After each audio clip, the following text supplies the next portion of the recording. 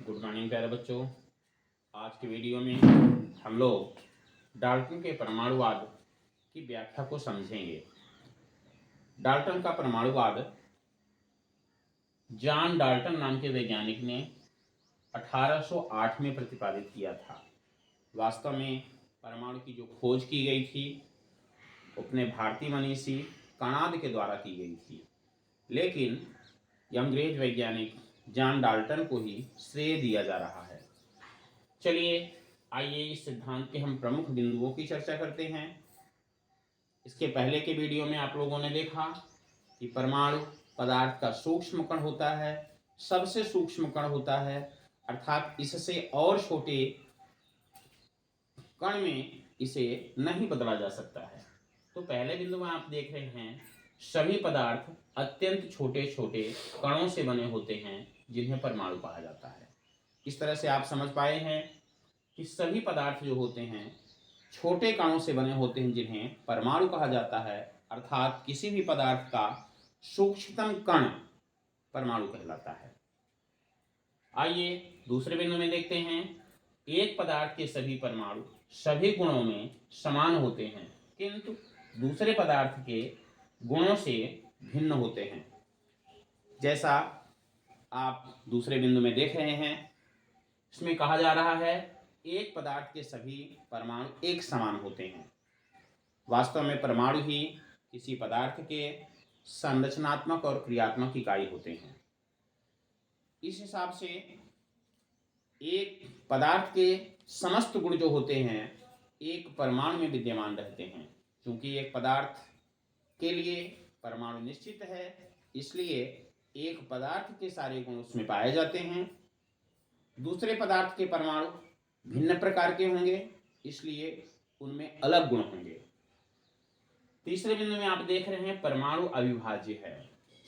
परमाणु के लिए कहा गया यह पदार्थ की सूक्ष्मतम इकाई है, सूक्ष्मतम निर्माणात्मक और क्रियात्मक इकाई है, अर्थात इसको और अधिक नहीं तोड़ा जा सकता। चौथे बिंदु में आप देख रहे हैं परमाणु पूर्णांक संख्याओं में संयोग करके यौगिक अणु बनाते हैं। जैसा कि हाइड्रोजन और ऑक्सीजन, हाइड्रोजन के 2 और ऑक्सीजन का 1 परमाणु पूर्णांक संख्याओं में अगर क्रिया करता है तो आप देखते हैं कि H2O पानी बनता है। इसी तरह से कार्बन का 1 परमाणु हाइड्रोजन और ऑक्सीजन का 2 परमाणु अगर आपस में पूर्णांक संख्याओं में संयोग करते हैं, क्रिया करते हैं, तो CO2 बनता है।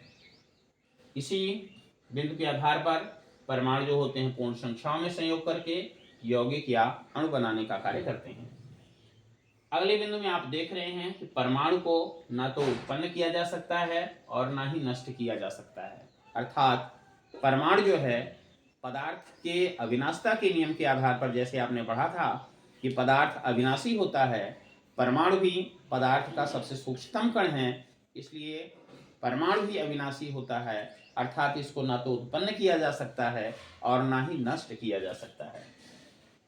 रासायनिक क्रियाओं में भाग लेने वाले सूक्ष्म कण हैं जो रासायनिक परिवर्तन के बाद भी अपने पहचान को बनाए रखते हैं, अर्थात अपने अस्तित्व को बनाए रखते हैं।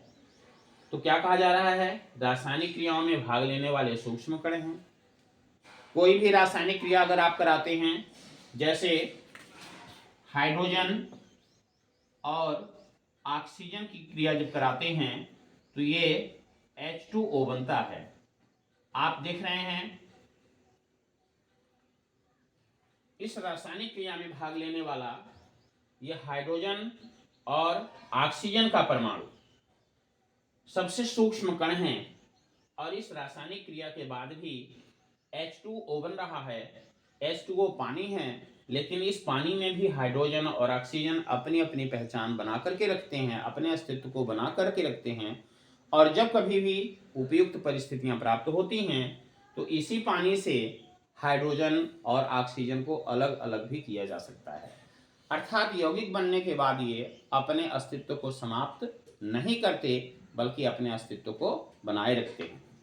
इस तरह से आप समझ पाते हैं डाल्टन का जो परमाणुवाद है वो किस प्रकार से परमाणु की विशेषताओं को, परमाणु के गुणों को, उनके विभिन्न तथ्यों को किस प्रकार से सामने रखता है। धन्यवाद।